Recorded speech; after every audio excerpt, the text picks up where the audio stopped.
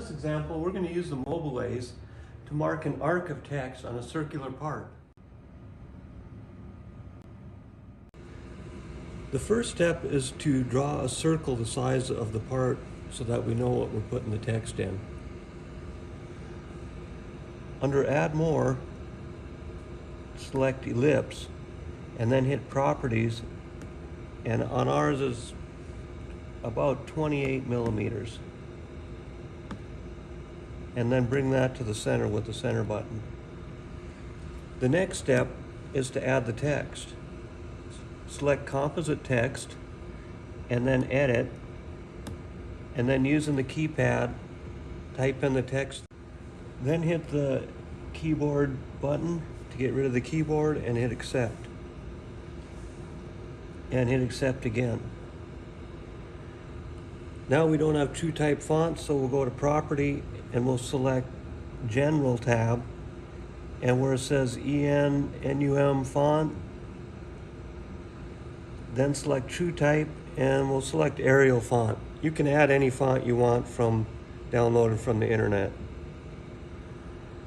The next step is to go into Text Property. There are many options in the Text Property window. We'll step through them one at a time. The font width and height sets up the size of the letters. The space is the space between the letters, and row space is, well, it's space for the rows. You can also have bold and italic letters.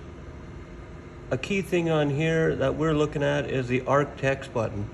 The Arc Text puts the text in a circle with a radius of what it says here in radius millimeters. My part is 10.5 millimeters. That's to the inside of the letters. The start angle of -180 starts it out at about a 9 o'clock position.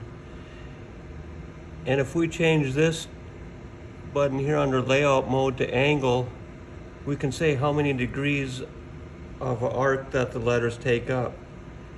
If I have a 355, the letters go pretty much all the way around.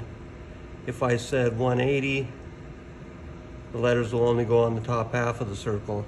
The direction drop down lets us choose whether or not the text is readable from the top or the bottom of the circle.